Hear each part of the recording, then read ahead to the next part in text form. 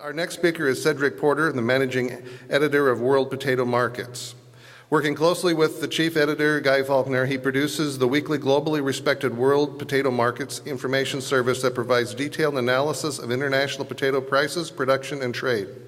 Based in the UK, Cedric has worked in agricultural journalism and analysis for more than 20 years, and he is also a trustee of the charity Linking Environmental and Farming, which is LEAF, a non-executive director of an English farming business, and a governor of his local agricultural college. Cedric?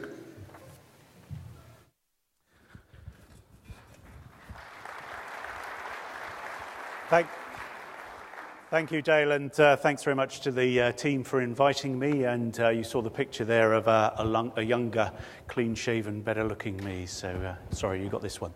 Yeah, it's great to be here in the US, and we're looking forward to having an American princess in the next few months. So perhaps that could be the precursor to reuniting the UK and US.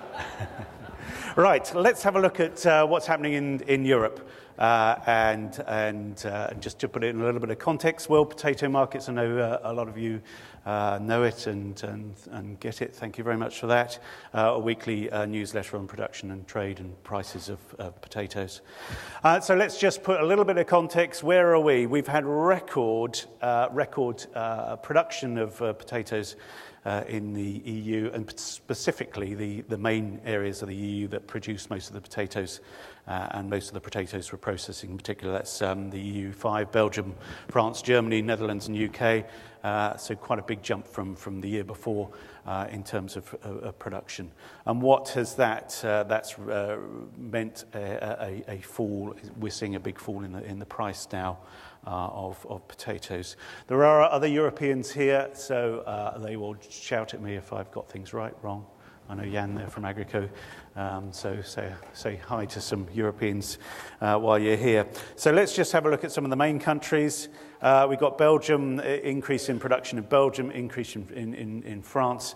We've seen higher plantings this last year. We're talking about harvest 2017, and we've seen greater yields as well as greater plantings as well. And that's really driving the increase in production in the whole of the EU5. And really, it's the Belgium industry that's driving that. Some of these big players here who've emerged over the last really 20, 30 years, family-owned companies that are producing a lot of fries. And you see the guy in the middle, that's the Belgian version of James Bond, James Bint, who's on a mission to sell Belgian fries. Not French fries, they're not French fries, they're Belgian fries apparently, around the world. So look out for him. And this is just to put it in context, this is how we've seen the growth in the Belgian potato industry in the last 25, 30 years. And we're seeing records again, record processing use of, output more than 1,000% in the last less than 30 years, and to record levels. And to do that, Belgium's quite a small country, and they're really within about sort of 10% capacity of the amount of potatoes they can grow. So they've had to look to France in particular to import potatoes to then process, to then mainly export. So that's being driven by cross-border trade. These borders are very... you drive across them, you don't really know the borders there at all, so there's no real sort of hard or difficult border, so they're travelling across from France into Belgium regularly. Just look at some of the other main countries there. You've got production in Netherlands. That's really pretty stable. And I would sort of suggest perhaps reaching sort of peak potato. It can't really grow that much more potatoes in the land that it's got, so it's looking to other countries as well to partner up to grow potatoes for them. Germany, again, a fairly sort of stable potato area, so those two much more stable compared to Belgium and France. And one of the things that is consistency in the US and Canada coming to North America, and I can always see how much more consistent you are at producing potatoes every year. These figures are in tons, and round about So you're around about sort of 20 million tons production or 23 million, 25 million between Canada and the USA, just about every year, whereas you see there's much more variation in production in the EU5. And I know in Netherlands there was a sort of increase of about 15% in production last year compared to the year before. And that's partly driven by the fact that there's not quite so much irrigation in Europe, and also there isn't the same amount of contract sales. So contract sales are around about sort of 60% of the market for processing. Right, next one. So large crop has a large EU crop has driven down the prices. You can see on this right-hand slide here that the price is right down here, whereas as last year, we're seeing that sort of red price. So that was the price last year, and this is the price now. So it's around about, this is in euros per ton, it's around about, this is the free buy price in Belgium, and that's around about 25 euros a ton, which is just over $30 a ton, compared to more than around about 250 euros a ton a year ago. So that massive potatoes, free buy potatoes, only worth a tenth of what they were a year ago. And I think this is an issue really for the EU industry. It needs to be sort of smoothing out some of those price elements. Sorry, just going back, you see that. There we go on. Oops, I'm pressing the wrong one. There we see the US price going up this year because of less supply. And thanks very much to Bruce Huffaker at North American Potato Marketing News for those figures. But let's just look at the exports, and this is where we're seeing that increase in processing from Belgium, and Belgium really sort of capturing a lot of that increase in exports over the last few years.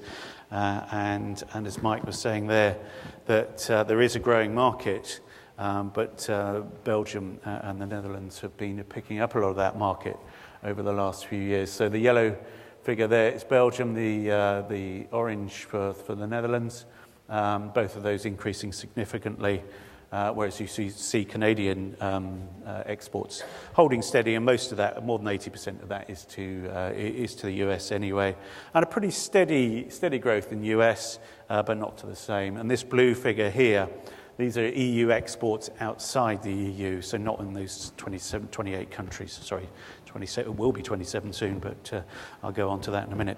But that 28 countries, the sales within that 28 country union, that excludes that. So just that blue figure is the sales outside the EU. Another reasonably complex, I know Sterling was saying about we love our figures and our little lines and stuff like that, so apologies, but you can have a look at this at your leisure afterwards from the website. And there we see that these, the blue figure there and the yellow figure, these are the Belgium and the EU external price, and this is in US dollars per ton. And then you see going up, you see the Netherlands there, and then Canada, and then the US. So a significant price advantage there for Belgium in particular, compared to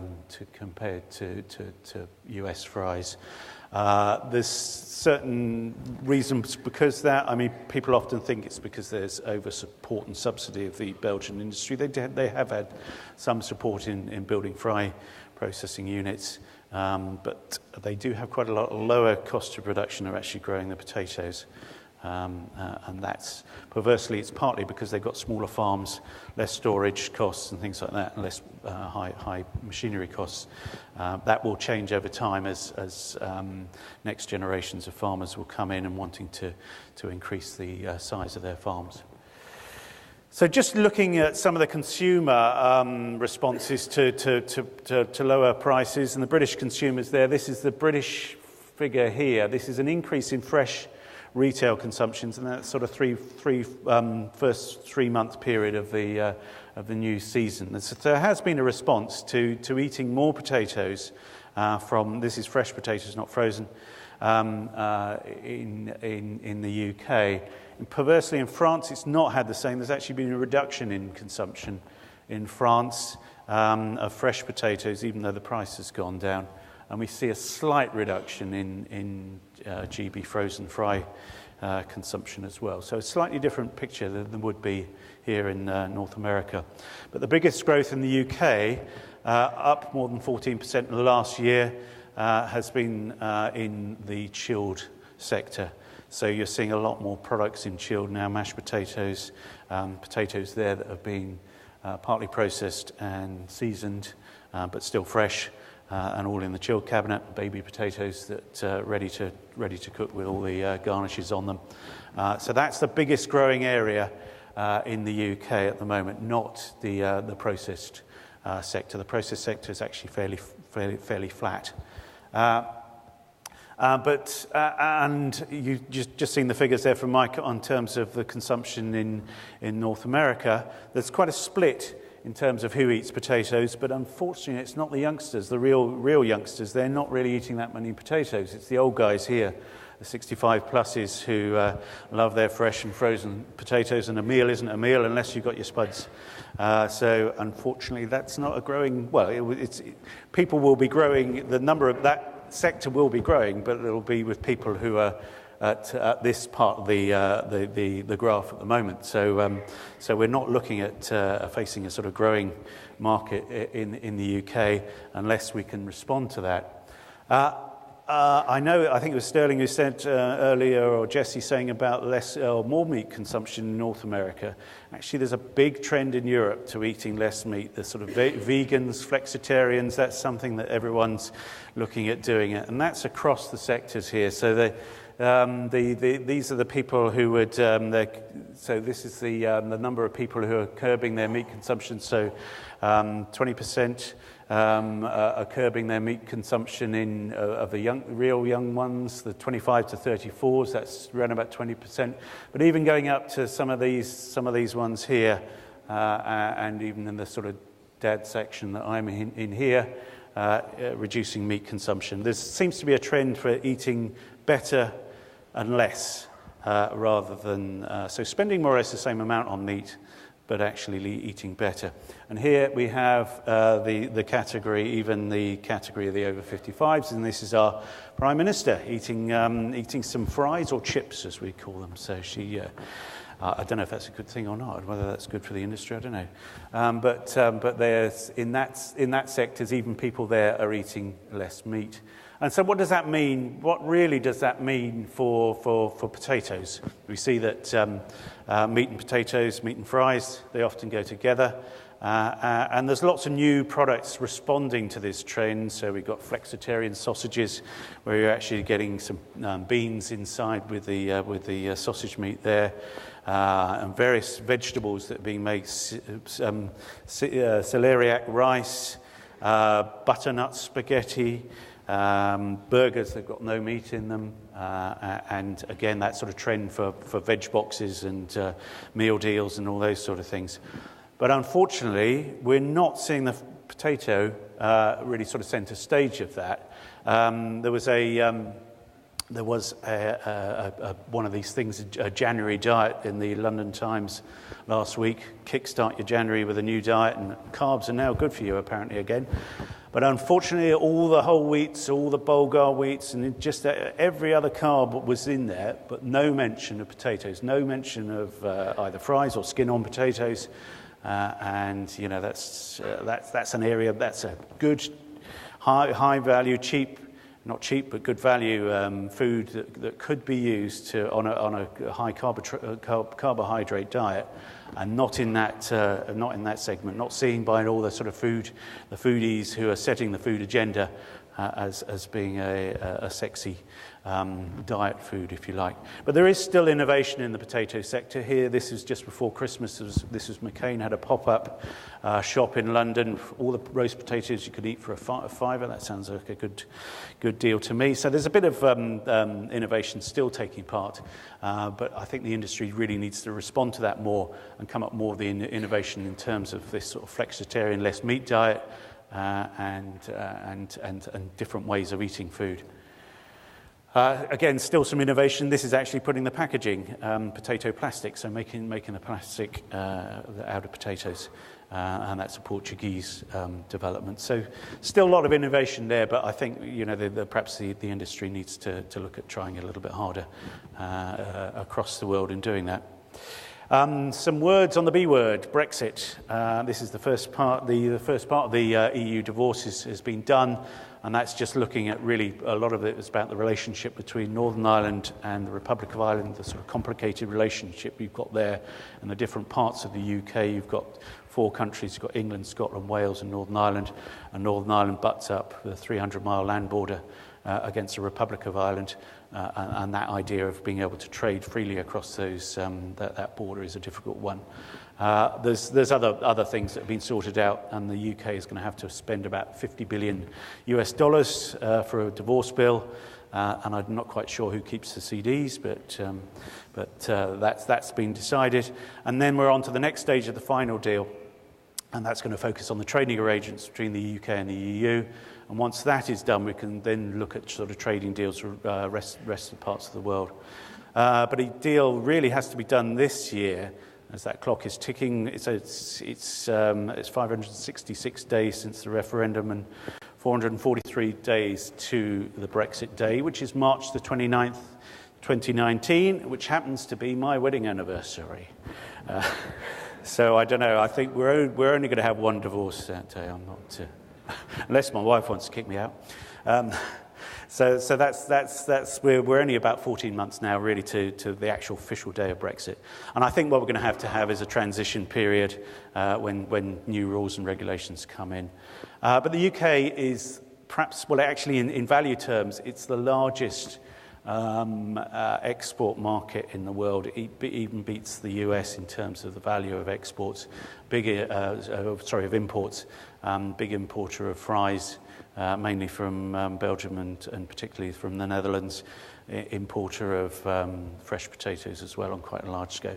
So it's an important market. It might be a market after we see Brexit. There might be some opportunities there for North American suppliers. Perhaps not so much in the process sector. As I say, Netherlands and Belgium supply a lot of processing. There's talk about having more processing capacity in the UK as well.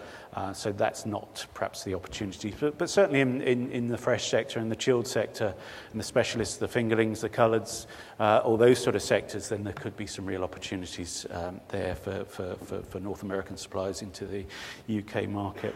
Just a word, last week there was some more on EU farm support or farm support in the UK. And there's really now going to be a shift. They are going to pay the same amount of money in farm support, nearly $4 billion US dollars a year in the UK, but it's shifting. You will only get the money after that if you're doing specific environmental support and looking after the environment, your soil, planting trees and things like that. So that's going to be a big change that farmers will have to look out for in the next few years and adapt their businesses to. Just as Dale said, that I'm actually a bit of a plug here.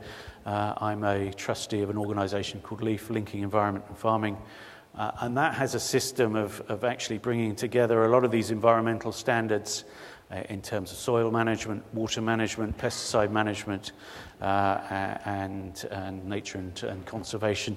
Listing, you can track how your performance is, and then you can actually get a LEAF mark, this mark on the right, that shows you're farming in an environmentally friendly way. So I think it's going to be those sort of things that you're going to have to prove that you're doing properly. For UK farmers are going to have to prove that. But this mark can be used on exports as well. So there's nothing to stop North American companies, European companies putting this mark, as long as their growers and the processors have met their standard. There's nothing to stop them putting that mark on there to show that they're to that same standard as well. And that might be a requirement if you're importing into the UK. You might have to have similar sort of standards like this. If there's going to be a sort of free trade deal between the two, they'll be looking for standards of quality and food assurance. So that's my whiz through the European market. Just in addition to world potato markets as an opportunity, everything is an opportunity. So we are now doing a Brexit newsletter as well, Brexit Food and Farming, which is just tracking all the developments in policy, but also in the market in Brexit, and that's for all the food and farming sectors. So if you'd like to see that, or then please grab me over the next couple of days. So many thanks for your time and your attention and your invitation.